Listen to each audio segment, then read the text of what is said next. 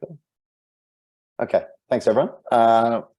We always really enjoy these sessions because they're pretty informal, and usually we get some pretty interesting questions. So we'll crack on. We're already starting late, so let's get into it. You know who we are, and I don't think we really need to go into that anymore. So we do have a number of questions that, look, these sort of get backed up because we get so many. So we'll try and get through as many as we can from the ones that have been submitted.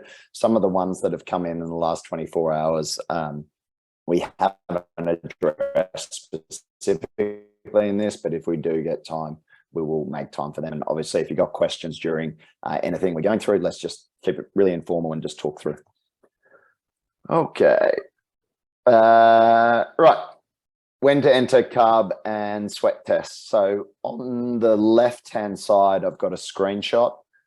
We will generally tell you when to log a sweat rate test or a carb capacity test. It is based around the duration of the session. So generally speaking, yeah, I'm just going to say, look, any session less than 60 minutes, you're probably, not necessarily going to get a lot of value because it's probably not going to be specific to what your racing is going to involve. However, if your coach is always only giving really short duration sessions, then I would say, look, you just are going to have to log some sweat tests based on that, and potentially some carbohydrate capacity testing. So generally speaking, we will tell you when to do it. And as everyone can see on that screen, that we will say log your sweat test and log your carb test. But if you've got really short duration sessions, then just either do them because they are interesting. And honestly, some athletes who start logging their sweat rate testing at the very start, even for 60-minute sessions, if you're a heavy sweater, you may be pleasantly or unpleasantly surprised by how much fluid you lose. And I can see Elliot laughing because he was one of those guys with a very heavy sweat rate, and even in 60 minutes could sort of lose, a couple of liters. So that's when you do it. So that's when to do it. How to do it. Okay, how many times should a carb and sweat test be done per month, quarter frequency? Look, completely individualized. In terms of you getting specialized, specific hydration information in your session cell related to the temperature and the duration of and the intensity of that session, you need at least 4 sweat tests completed so we can start narrowing down the information that you're providing and providing specific volumes of fluid to maintain a percentage of body weight that doesn't go over 3%. So the minimum is 4, but I can attest, and someone like Elliot's a really good example. Jordan Blanco's a great example. Pat Romano, Holly Lawrence, they've got 20, 30. I mean, Elliot and Pat probably have 100 data points just consistently. And the point of doing the sweat rate test is much to find out how much fluid you are actually losing and how much you should be consuming. It also allows you to recover, because at the end of that session, if you've lost, let's say 2 liters, in order to fully rehydrate yourself, you need to drink somewhere between 150 and 200% of that body weight lost to fully rehydrate and recover for the next session, whether that's on that day or whether it's the following day. Now, if you start to get behind with your hydration, then you can start to come into potentially soft tissue injuries, lack of performance, and just general fatigue.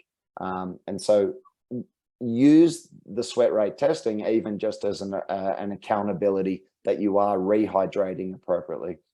Same for the carb test. The carb tests in itself, and there is a question later on, is about, how do we start to, or how long before do we start practicing race nutrition? All of that carb testing is your race nutrition. It's starting to dial in what products you consume, how much you consume, when to consume, and starting to dial in, okay, I can do this on the bike, I can do this on the run. So really it is completely individualized. When you get to that point where you feel very comfortable with your carbohydrate products and the ability to consume them, and same with your sweat rate, then you can probably back off the testing. But honestly, I think it's just an ongoing process.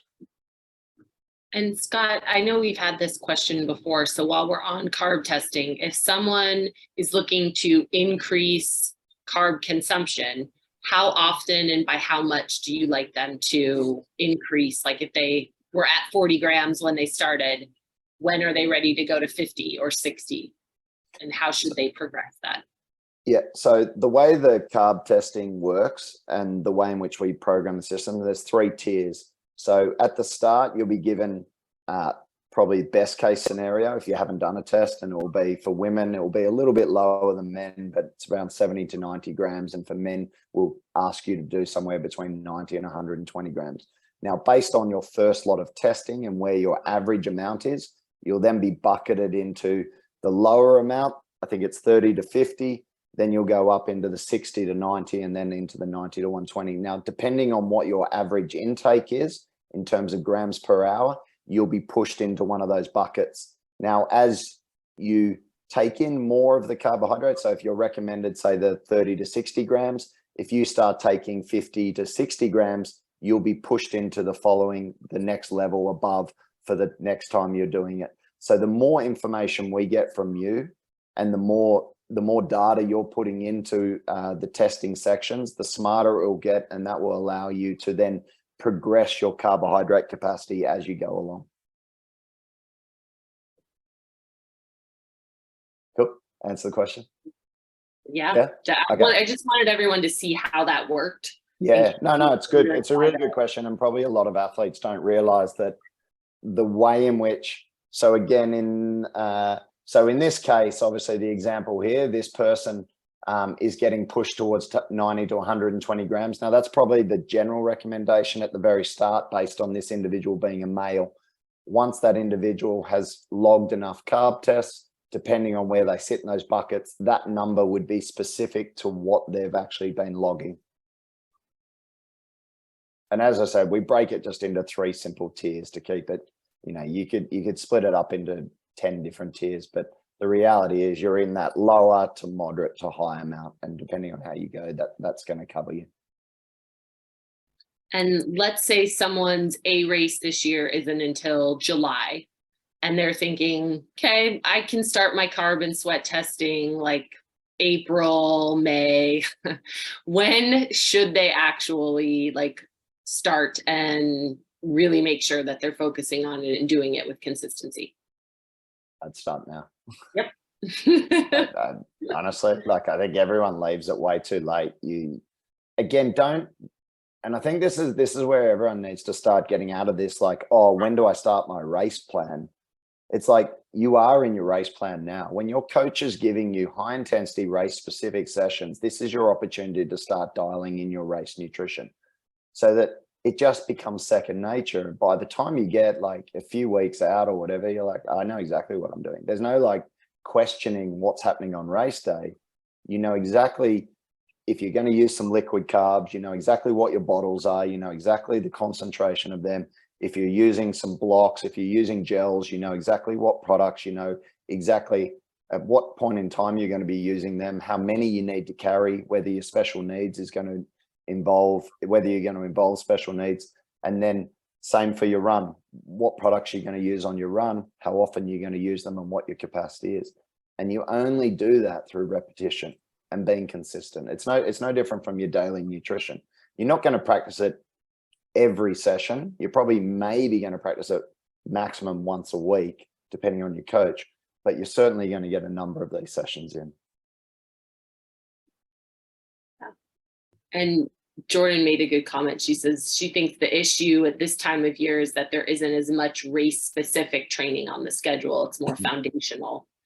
But if anything, it's good for gut training, even if you're not, at those intensities. If you're doing longer, slower trail runs or starting to build, it's at least good to start getting your gut used to consuming things. Because a lot of athletes come into us and they're like, oh, I don't really eat or drink anything when I run for 2 hours.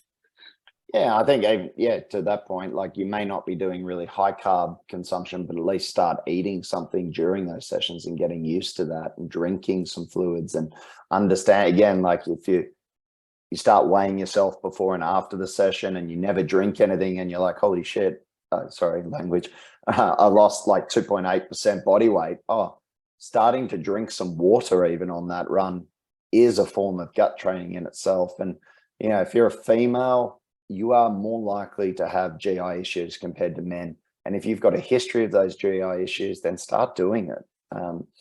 You know, it will make sense. And then to Jordan's point, if it's too early for that race specific stuff, but you're sort of concerned about it and you want to start early, maybe have a chat with your coach and just outline your concerns that you've always struggled with GI, and that maybe you need to start thinking about it a little bit earlier than maybe what you've done in previous years, if that's been an issue, and start to work on that ability to take in higher amounts of carbs.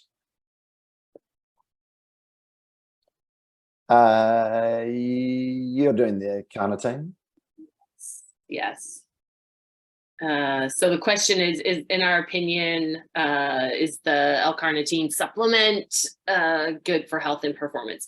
And we're going to do a little precursor here, because I always find it fascinating that people will take supplements that they have no idea what they are. They just read somewhere that it was good for them, or that some professional athlete was using it and it, you know, improved performance. So the basics, what is it? It's an amino acid. What does it do? Energy production. Where can you find it? Mostly meat, fish, and dairy. So it's essential. It's in almost every cell in our body. It's a very important component. However, we get most of the, if not all of the L-Carnitine we need from our diet. It's not something that we look and need to supplement. Even vegan or plant-based athletes, so meat, fish-based athletes, you know, are getting somewhere between 160 to 200 milligrams a day in their diet. Vegans are getting like 10 to 12, but even plant-based athletes, because your kidneys will conserve it in order to like maintain blood levels in your blood, even they don't really have a problem with it. So it's not even something that our plant-based athletes would specifically need. Now, the interesting component when it comes to L-Carnitine is the fact that there have been a significant amount of studies, but there is no consensus on the data, except to say that we probably need more testing and data. So from a sports performance side, this quote, I think, sums it up pretty clearly. 20 years of research finds no consistent evidence that it can improve exercise or physical performance in healthy subjects. So no, save your money. We just don't know that yet. There have been some studies, smaller studies, that have found that it works. There have been some studies in rodents, like to repeat that, in rodents, that there was a positive effect, not so much across the board. Certainly nothing like we've seen with creatine or caffeine or some of those. One of the studies that was actually a larger study did show that there was a possible benefit for higher intensity activity. But again, we are not doing consistent higher intensity activity as endurance, you know, longer endurance triathletes. So that benefit might not be there. And then some of the side effects that a lot of people see when they're taking L-Carnitine, or the large amounts required in order to see any of these benefits. They get nausea, vomiting, stomach cramps, diarrhea, and the oddest one I found, it was like a fishy odor, which, you know, we already smell probably because we're working out anyway. So who needs that? It's probably not worth those potential side effects. I think those would be more detrimental to your performance. A few of the outliners, and this is where that, you know, don't take a supplement just because you read it, but also don't not take a supplement, something to potentially discuss with your physician on a one-on-one basis. Aging. There have been, because of the kind of mitochondrial function that L-Carnitine can help with, and that cleaning and rebuilding of the cells, and also removing some of the toxins. L-Carnitine is almost, an analogy would be, it's like the delivery guy that drops off your Amazon groceries, but then also hangs around and waits for you to eat dinner, and then takes the trash and removes it as well. So it's like he brings you the food and then removes your trash. L-Carnitine does that same thing in effect. So it's very useful and important in the body. And where aging is concerned, that waste and byproduct that builds up in our cells over time, that's where we see some potential issues. And so when supplementing with L-Carnitine and in addition to alpha lipoic acid, so an antioxidant, there were benefits for the aging population. Some of them saw a significant increase in muscle mass, improved physical effort tolerance, cognitive function in centenarians. So in these 100-year-old study participants, like I'm not saying, it's something to consider if aging, if you're in that, which a lot of us are, definitely in the master's aging category. So there's some potential research there. But there's always a but. Is it TMAO. Thank you. TMAO is an atherosclerotic enzyme, and they've found that that's actually increased through intake of L-Carnitine, and it's acetyl L-Carnitine is the form that's been mostly researched. So there's all different types of L-Carnitine as well. But this atherosclerotic type enzyme TMAO has been found to be increased, although they haven't necessarily found that there's been an increase of heart or cardiac issues, but it is one of those known factors that can increase the risk for heart problems. So I don't know. It's again, do you want to, do you not? And so they did see some benefits in cardiac function. So in some potential, and one study had a benefit for some cancer patients that, and obviously because it produces energy, was helping with those going through chemo and radiation. It's used a lot in fat burning. And sorry, I should have really air quoted that, fat burning supplements, because there have been 1 or 2 studies that show that potentially it doesn't, there's not a fat burning supplement, but there was some help with blood sugar control. So type 2 diabetics may or may not see some, and there was promising research for male infertility, taking a higher dose for 24 weeks. So again, if that's something, family planning, and that's something that you're looking at, there is a potential benefit to consider. But overall for sport, nope, you can leave it, save your money, spend it on a quality protein supplement, a quality probiotic this time of year, vitamin D, something like that. Just to add to this, so this is a classic case of a supplement that the physiology of it and the theory behind L-Carnitine supplementation makes complete sense. So it's all to do with free fatty acid transport into the mitochondrial and improving efficiency in that case. So the theory being, back to the fat burning, is that you can push more, my understanding is push more free fatty acids through and therefore improve mitochondrial efficiency and improve fat oxidation, fat burning. When it's come out in terms of the research, just all that theory hasn't really translated into the practical. And the irony being that high intensity exercise as opposed to moderate intensity exercise has actually been shown to be improved, which doesn't really fit with the whole purpose of L-Carnitine supplementation. So look, the long and the short of it is, I don't think it's worth your money.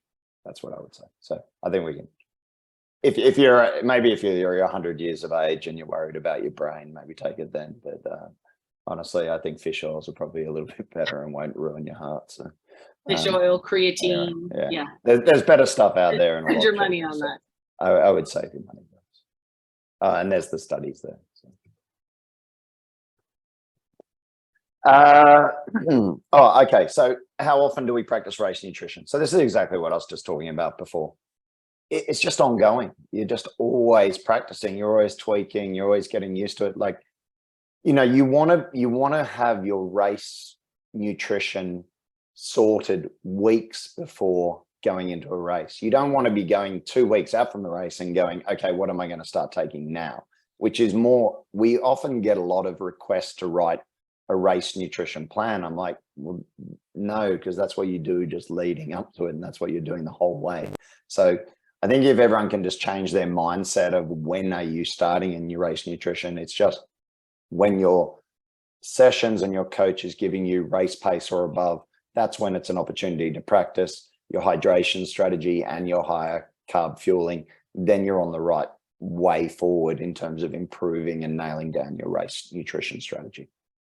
And if you've got, if you've got questions relating to that, obviously reach out to Elizabeth and myself, and we can explain, that further. But it is fairly straightforward. Sweat test with precision. So we've talked about this.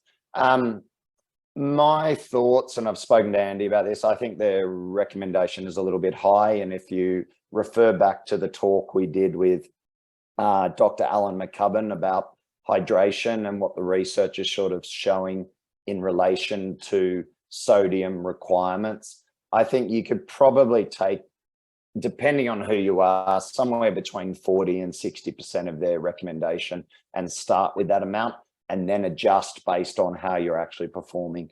There are going to be outliers to this, and there are going to be people that do require a little bit higher sodium to perform.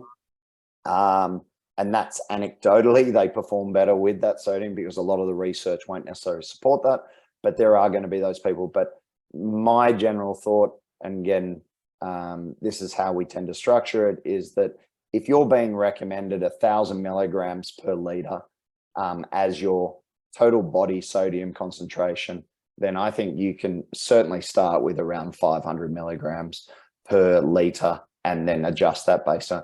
You've got to remember that sodium you're taking in every day. You don't just suddenly take it in fluid in sessions, and that's all your only sodium concentration. What you're doing habitually through your food is going to contribute to your sodium amount. So I think that's where I would be starting, somewhere around whatever they recommend. You take about 50% of it and then go from there. And I can say I've done the precision hydration sweat test, and mine was 1480 that they recommended, which obviously I'm not taking that in. And depending on the session, I'm anywhere from about 800. And then in really humid sessions, I can get to about 1,000. But increasing, I found, to Scott's point, increasing my sodium did not necessarily increase performance. So there wasn't a direct correlation there, but definitely consuming more. I was at about 550 to 600. So it did help to see an increase. However, definitely not the full amount that they had recommended. And again, like if you're doing, and I know this question was for more than an hour of training, if you're doing 60 to 90 minutes, depending if, again, that's the duration that you're always doing and you need to start practicing some of your sodium intake and your hydration strategy. But for sessions, again, if you do read the research and you look through it, again, like what Alan described, is for those lower duration sessions, you can just drink water. And what you'll find, and certainly drinking sodium, and I've done this because I was practicing some stuff, when you take on more sodium in your fluid, it makes you thirstier. Okay, you end up drinking heaps more fluid because the sodium drives thirst. So you've got to take that into consideration, that you will start drinking more. Now, if you're taking in more sodium and then you start drinking more, but your sweat rate isn't super high, you could be over consuming fluids. And this comes back to the point about understanding your sweat rate.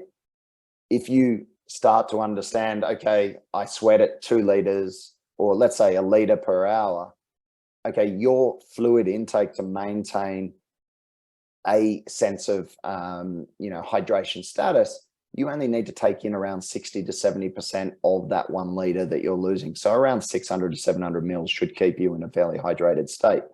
Now, if you start adding a lot of sodium to that and you're getting a lot thirstier, you could start drinking 1 liter, 1.5 liters in that per hour and actually put yourself at, potential risk of hyponatremia and stuff like that, even with the increased sodium intake. So it's, I do believe sodium is important in your fluids for most athletes. I think there will be athletes that benefit a lot more from increased sodium amount. Again, I can point to Elliot here because it's been, a radical change to him not cramping and so on.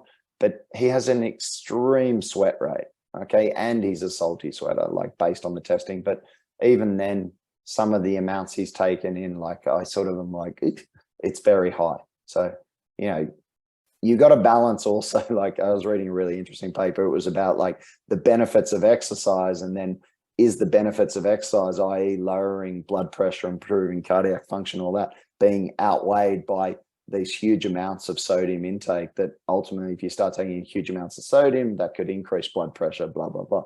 So I think you've got to weigh up what you're doing here and be sensible about it. But certainly don't go taking in. I have seen some testing from Levelin where they're recommend. I saw the highest one, 2,800 milligrams per liter.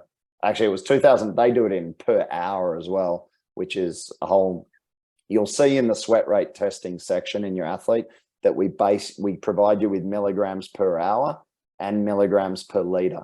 And it's really important to see the distinction, because if you're taking in 1,000 milligrams per hour, but only taking in 500 milliliters, it's doubled. So you'll see that amount of sodium is actually doubled comparatively. So it's all relative to the amount of fluid you're taking in, which does become a very important factor. So again, factor that in. If you're aiming for 800 milligrams per liter and you're only drinking 500 mils, then you only need to take in 400 milligrams. I know that probably sounds confusing, but there is a little bit of math and a little bit of thought process that goes into it. So just have a look at those numbers in your section, and you'll get a pretty clear understanding of it. So Scott, Anne Marie asks, so is preloading with salt race week leading up to the race helpful? I don't believe so.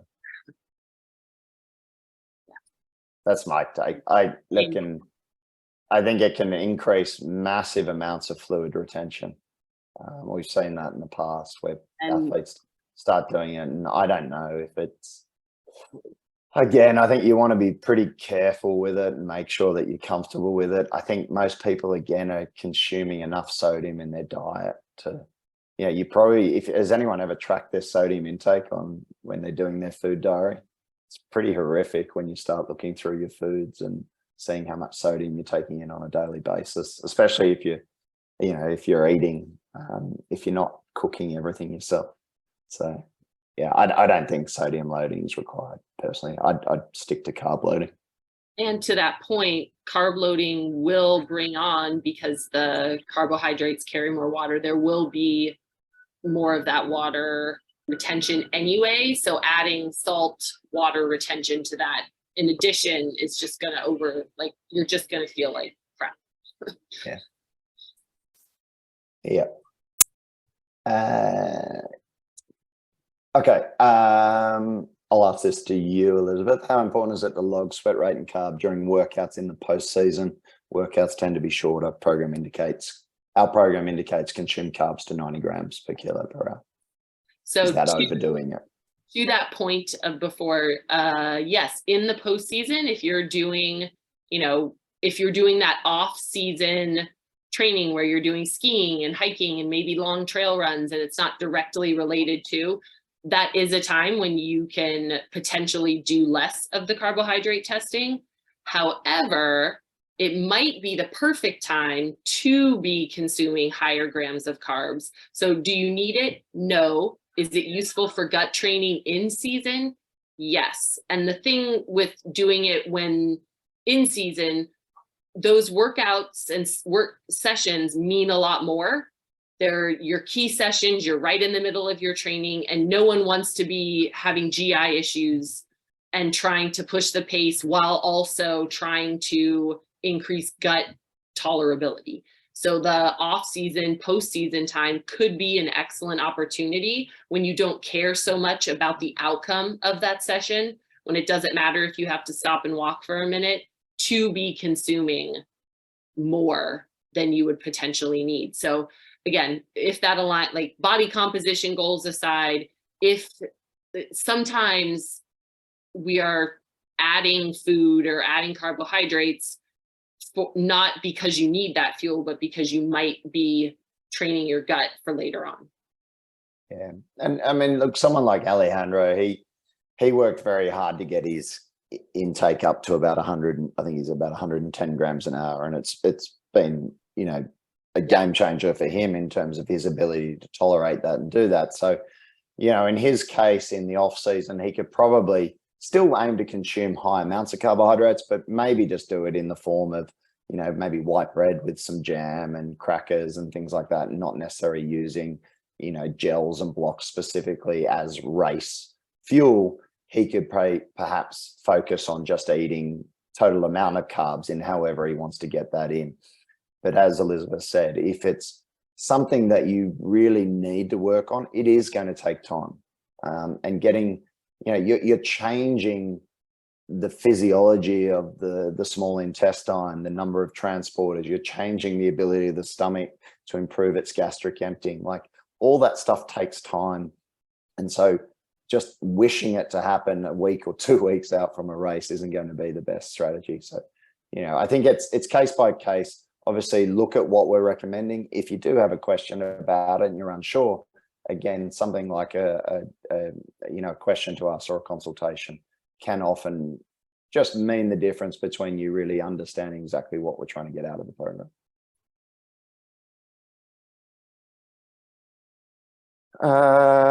Okay.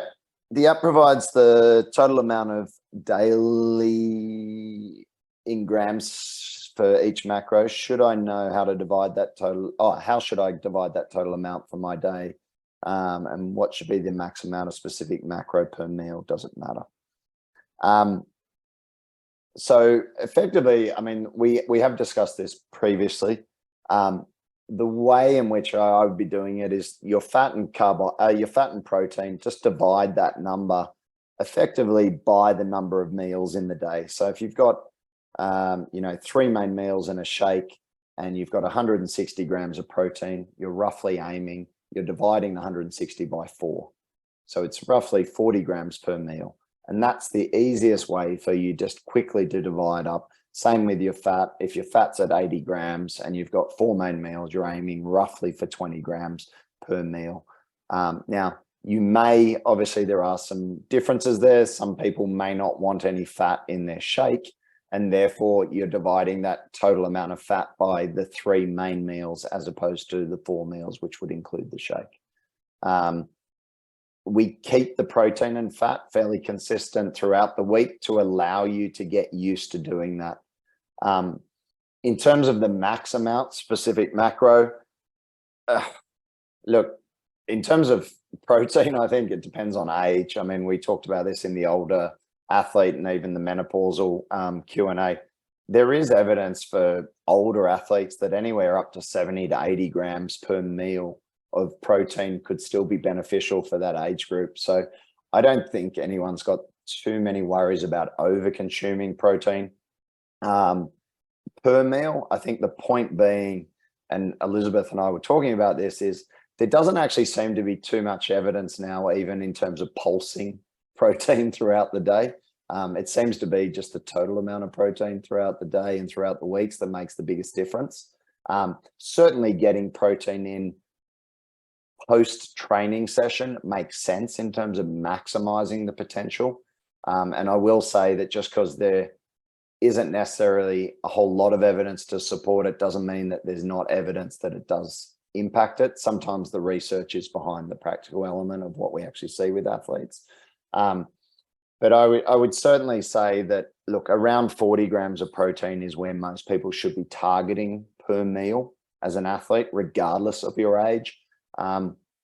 Trying to eat, 80 grams of protein is a lot. Like, that's an 800 gram amount of chicken, physical weight. So close to a kilo of chicken. I don't know about you, but that's pretty hard to eat in one sitting. Some people can. If you're happy with doing that, then go for it. But I think just pulsing it throughout the day just makes it a little bit more manageable. And certainly, again, for female athletes, they'll often feel very, very full with the amount of protein we're recommending anyway, and just spreading it out a little bit often helps. All right. I usually work out first thing in the morning, 4:45 a.m. I'm not hungry at all and have no time to eat unless I sacrifice some sleep. Is it okay to go into a zone 4 or 5 workout on an empty stomach? Any suggestions? So I'm going to play hardball here and say there's always a little time to have something, like while you're, some banana while you're lacing up your shoes, a gel while you're while your watch is finding GPS signal, you know, a graham cracker or a fig Newton. Like there's time for something. Do you have time to make a shake or some oats or some toast? Potentially not. So I would say leaning into some of those, if the session is requiring it, leaning into more of the fast acting carbohydrate sources. And potentially 10 minutes to bed earlier doesn't seem like a lot, but if it gives you 10 minutes in the morning, then there's value in that. And I think most of the time, those zone 4 or 5 sessions, especially if they're, you know, 60 minutes plus, yeah, they're gonna, if you want to execute them properly, they're going to need some fuel. And maybe that comes in the form of you doing it as the session is starting, not necessarily before it. So kind of being a little bit more flexible and not just looking as the pre-workout snack. It could be the snack that happens within the first 10 minutes of your workout as well. So yeah, I think what's not answered here as well, or asked, is the duration of the session. You know, if it's a 30, 40 minute, even up to 60 minute Z4, Z5, yeah, you're probably going to be all right. That's the reality. As long as you eat afterwards, you're going to be all right. And to Elizabeth's point as well, like digestion does have to occur. Like, you know, even if you eat something 5 or 10 minutes before, it's still going through your system even during the session. So if you want to put the piece of toast on and it pops up and you get on the bike and you start, I mean, you generally don't go straight into like Z5, like go for it from the minute you get on the bike. You probably got a little bit of time just to settle in and eat something. So a banana, as you know, Elizabeth said, if you are being recommended something to eat before, like just get on the bike and eat it during the warm up. Most sessions will have a 5-minute warm up, I think. So yeah, I think there's always ways around it. Have we considered using goal weight instead of current weight for protein and fat recommendations? So this is a really interesting question. We actually do use your future weight, so your goal weight, but we only program the goal weight based on the rate at which you're trying to lose weight, i.e. aggressive, moderate, or standard. The reason we don't use your goal weight is because if you're a 200, let's give an extreme example. If you're a 200-pound athlete and your goal weight is 120 pounds, if we gave you 120 pounds worth of protein in terms of body weight, that sounds really weird. But if we gave you the amount of protein for a 120-pound athlete versus a 200-pound athlete, it would be completely off and completely underselling the individual. Same with fat. You just wouldn't have a total enough calories to get you through the day, let alone the week. His point being about, does someone with 30% body fat require the same dietary protein and fat as an athlete with 15% body fat with a lean body mass? It is a really interesting point. I think again, if you look through most of the protein recommendations, they are done on total body weight as opposed to lean body mass. And there is a lower amount of protein required for lean body mass prescription. But because we don't necessarily have lean body mass information for all the athletes, we sort of have to take, you know, what works for the majority. And I think in the case, if you were an athlete who did have their lean body mass data and you wanted to sort of work more towards lean body mass prescription of protein, it is possible. I don't honestly think it's going to make that much difference. And in the past, I haven't seen that much difference. So yeah, I don't know. It's one of those ones where I think someone with an increased body weight does require total, like it requires not necessarily more dietary protein. An athlete shouldn't, what they're saying is an athlete who is bigger shouldn't require more dietary protein than someone who is leaner with the same body mass. I tend to disagree because you're trying to give them just a few more calories because of their total body weight. And in the end, that extra protein is often just going to be lost in the form of heat or lost and provide extra satiation for that athlete. Do you have anything you want to add to that? Agreed. Agreed completely. And that's actually it for questions. I know there was plenty of other questions. Does any, and I can see in the, let me stop sharing and then we can go into those questions. In the chat, it says, my family physician is not sold on omega-3s as a supplement. I have read plenty of articles stating that they are beneficial for sport performance. Thoughts? Yeah, I mean, I don't know. There is some conflicting evidence. And again, like a lot of it is observational studies. They haven't done that many studies in terms of long-term health. And there's all sorts of issues with longitudinal studies with supplementation. I think there is enough evidence to support the use of omega-3s in terms of brain health, and some new research which was looking at genetic factors for risk for Alzheimer's and those people with very low omega index and having an increased risk of Alzheimer's. I'm actually going to write an article on this, and it's sort of a follow-up to what Elizabeth wrote, an article which is on the website about fish oil supplementation and the benefits that we've seen. There certainly doesn't appear to be any harmful research or evidence in terms of if you do take omega-3s, is it going to harm you? So I would sort of be leaning more towards that they're certainly not going to be harmful, and there certainly seems to be evidence that they could be of benefit. So I think probably, who's it? JW, I mean, I would ask your physician why they sort of don't believe it's a benefit as a supplement, and try and get a little bit more information about that. You think we get enough of it in our daily diet? Oh, absolutely not. Have you done your omega index? Yeah. Yeah, do it. And tell him or her to have a look at the research related to, what the numbers relating to omega-6/3 ratios and omega index ratios in North America alone. Like, it's absolutely horrific. I mean, I always give the example, like I worked at a professional ice hockey team. You think professional athletes would be good? Like your omega index should be somewhere between 10 and 12%. I think the average in the team was around 4%. Yeah, bacon does not supply you with omega-3. So, and like oils, nuts, seeds, even if we're looking at the good ones, those do not provide, I mean, walnuts a little bit of omega-3s, but to Scott's point, we do not, absolutely do not get it. Even people that eat a lot of fish and omega containing foods do not.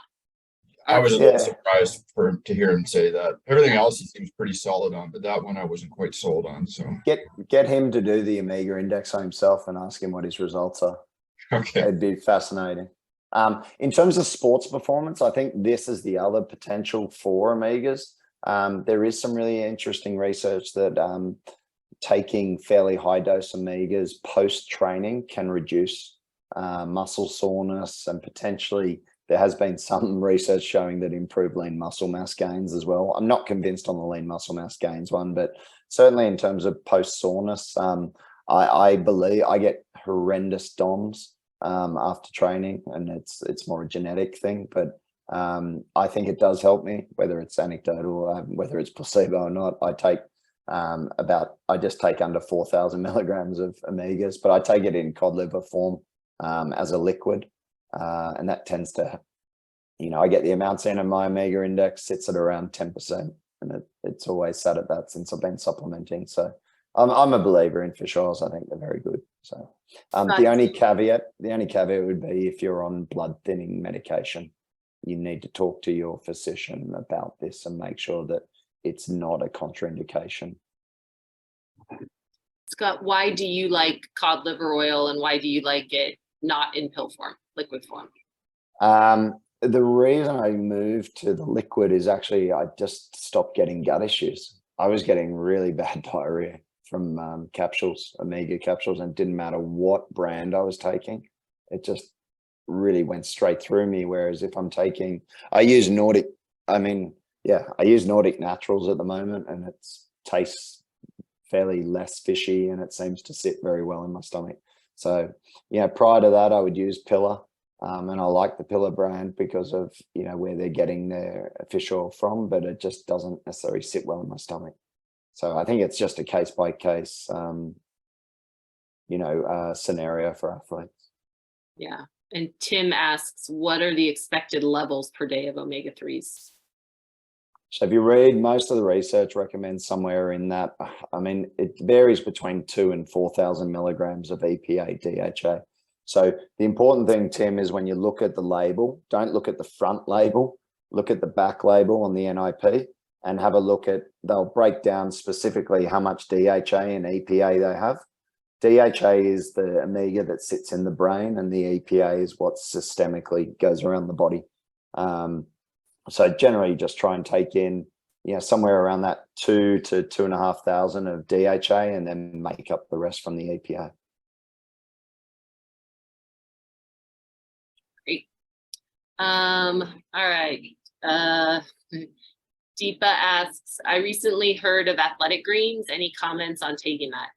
We've talked about this before. Athletic greens, I love it. Tastes delicious. Quite pricey for what you're getting. Not a lot of research in the benefits that they tout. I think it's handy to have if you're traveling, because your vegetable, fruit and veg consumption is probably going to be down. I think it's handy to have if you know your diet doesn't include enough fruit and veg, but it's definitely not essential. You will still live a long and healthy life without taking it. I think they're, Gnarly Performance Greens is actually a better formulation and significantly cheaper. So if you're looking for one there, I like theirs a lot. It's also Gnarly gives you all of the ingredients, whereas Athletic Greens has that proprietary blend, which always makes me a little bit suspicious. But it's everywhere. I think, you know, if you can afford it and you want to add it in, it's certainly not going to be harmful, but not essential for health and performance. Yeah, I'm going to say don't. I used to think like all the greens powders and that were good, but Deepa, honestly, in your case, like, you know, focus on eating the whole point of eating vegetables and greens is for fiber as much as anything. Yes, the micronutrients are important, and I know that's what Athletic Greens focus on, and they're saying that they're a probiotic now. I think they say they've got a probiotic in it. Is that right, Elizabeth?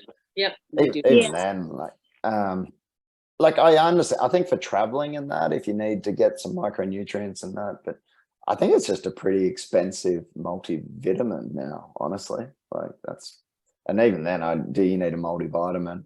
You piss most of it out because most of them are water soluble vitamins. So honestly, Deepa, focus on eating veggies. You're going to feel fuller. You're going to get the fiber intake from it. You can experiment, you get flavors, you get taste sensations, different palate. Like, yeah, I don't know. I go back and forth on this. I sort of think, I think could be useful for some individuals, but honestly, I think eat some veggies, guys. Eat veggies. And all of you are on the program, so you're all eating 6/5 of veggies, so you don't need AG1 anyway. So it's perfect. For sure. And I've had, I find it, I guess if you really want to include it, I think like as an afternoon pick-me-up in replacement, and then we're all kind of talking about habit formation. If in the afternoon, that's when you reach for a soda, maybe less than healthy snack, if it's going to help start a new habit and get you, if you take that instead for 3 months or so and you start changing a habit, like, sure, you want to incorporate it in. It's better than other options that you might have, but to Scott's point, not necessarily essential. Yeah. And yeah.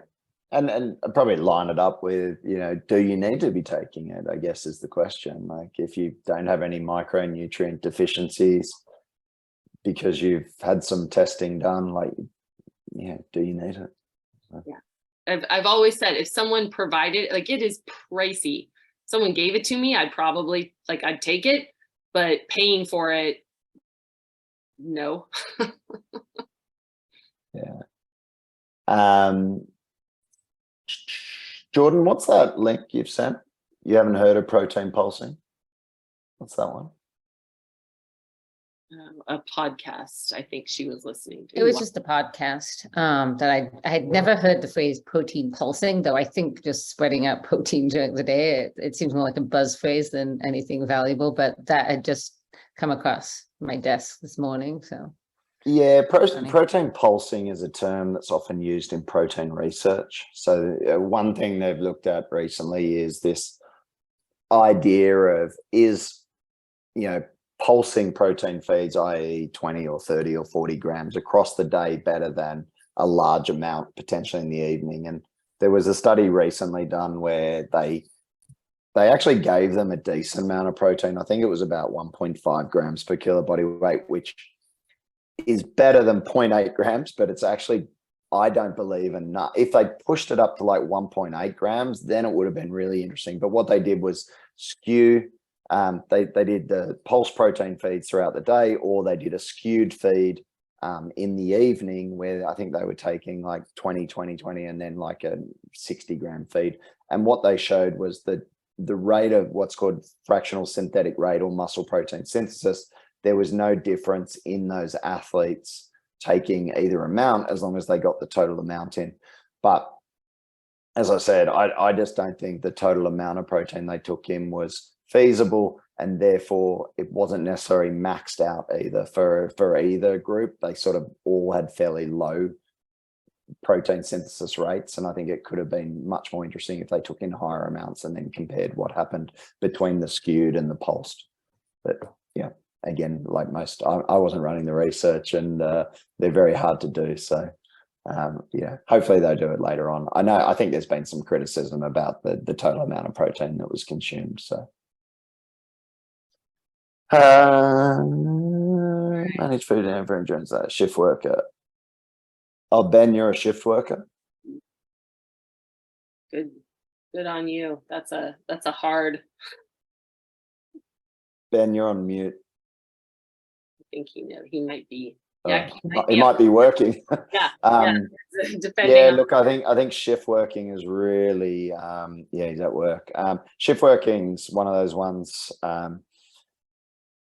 Look, I think if you can take work to food to work, I think that's probably one of the best things you can do. Like, be prepared, because ultimately I think when I've read research around shift workers, you will tend to have a tendency to snack, and the snacks that are often available to you aren't necessarily always the best in terms of what you're aiming to achieve. So I think if you can pre-plan and at least take food that is going to help with you achieving sort of whatever you're getting prescribed, that's going to make a big difference. What else? I can tune in because I was a paramedic, so I can tell you what I did.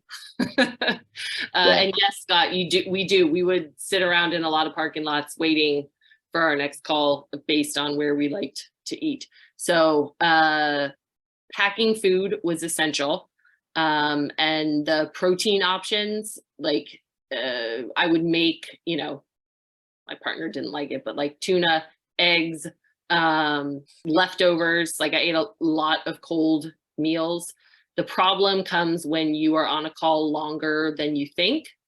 And that's where you're just going to have to, like, protein bars, things like that are going to be quick and easy, because you're not, I know you know this, but you're not going to want to be taking out food when you have just been working and you've got like restock the ambulance, fill out paperwork, all that kind of stuff.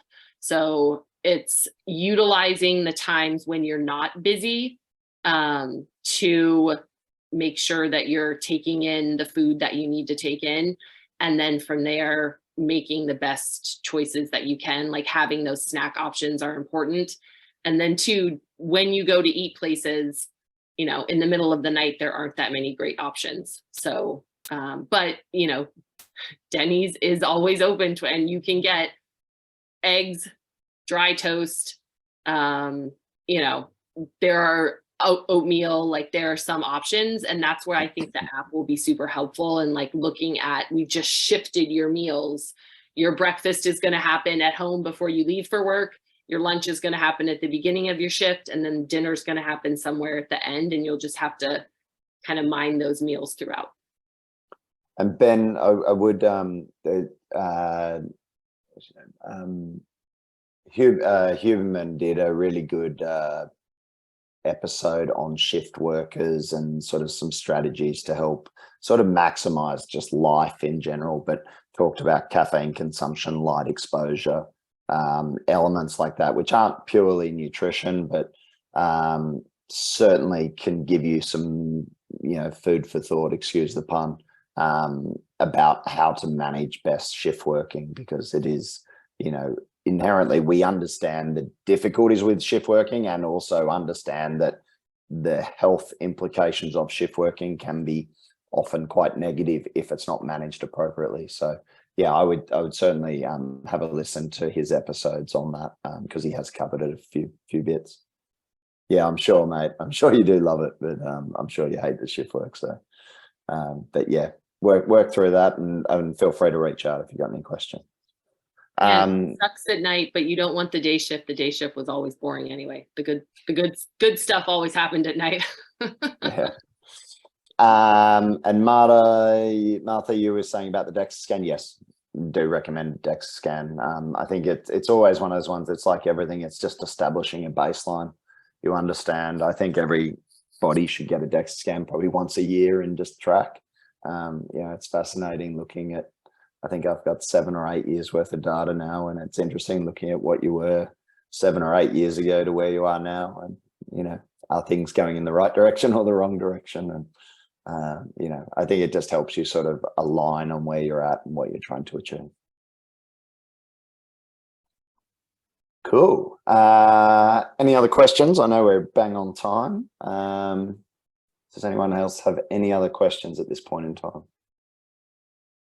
It's a great turnout today, guys. Thanks. Beginning of the year, first Ask Me Anything. I like it. It's nice to see it. And you guys, a lot of you had cameras on. That makes it so much more enjoyable.